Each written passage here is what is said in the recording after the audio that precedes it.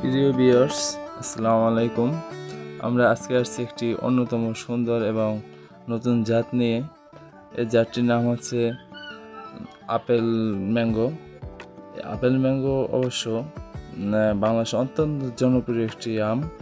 Apple mango, যা apple mango এবং apple আমাদের গ্রামের ভাষায় বলে আপেল আম, যা আপেল ম্যাঙ্গো নামে পরিচিত একটি অনন্য আমের জাত, যা তার মিষ্টতা, স্বাদ, কচকচে ভাব এবং আপেলের মতো সুগন্ধির জন্য বিখ্যাত। এই জাতটি বাংলাদেশের এমন একটি জনপ্রিয় হয়ে উঠেছে কারণ এটি চাষ করা তুলনামূলকভাবে সহজ এবং লাভজনক।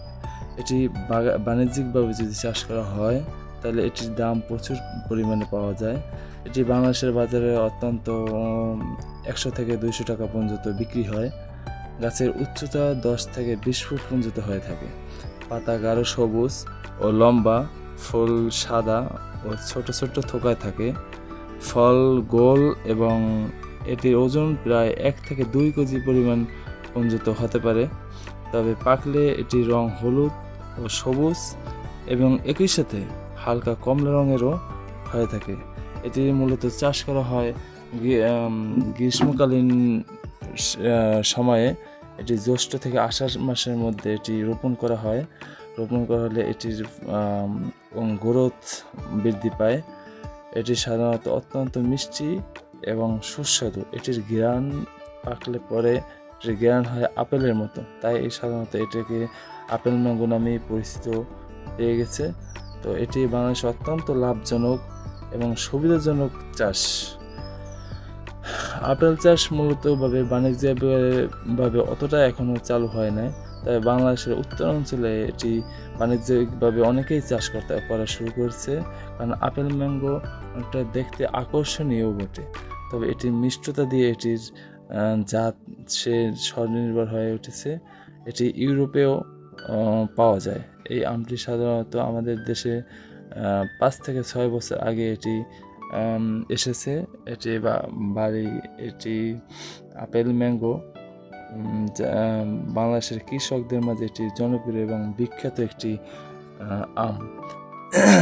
আপেলের মতো সুগন্ধির জন্য বিখ্যাত এই আমটি আমাদের বাজারে পাওয়া যায় অনেক সহজ এবং সহজলভ্যভাবে। যদি আমরা আমাদের যে বাণিজ্যিক যে কৃষি কাঠামো আছে দেশের, কৃষি কাঠামোতে কৃষি অফিস বা কৃষি উন্নয়ন বোর্ড থেকে যদি আমরা এটি প্রচার করতে পারি, এই আমের জাত সম্প্রসারণ করা দেশে অনেক সহজ এবং সহজলভ্য হবে। আমাদের দেশের যে প্রধান বাণিজ্যিক উৎস হলো কৃষি। এই কৃষিতে যদি আমরা সফল হতে পারি, এর জন্য এই আমটি একটি অন্যতম গুরুত্বপূর্ণ ভূমিকা পালন করতে পারে আমার বিশ্বাস। অতএব আমরা সহজেই এই আমটি চাষ করতে পারি। এই আমটি চাষ মূলত আমাদের বেলে দোআঁশ মাটিতে করা উচিত, কারণ বেলে দোআঁশ মাটিতে এই আম চাষের জন্য উপযুক্ত। এটি সাধারণত বালি বা এঁটেল মাটিতে এটি উপযুক্ত নয়।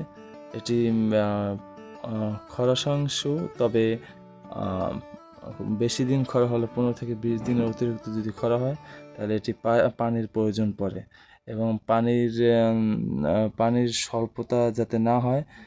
যদি পানির স্বল্পতা হয় তাহলে এই আমটি ছোট বা আমটি ঝরে পড়ে যাওয়ার সম্ভাবনা থাকে। সবাইকে ধন্যবাদ। আসসালামু আলাইকুম ওয়া রাহমাতুল্লাহি ওয়া বারাকাতুহু।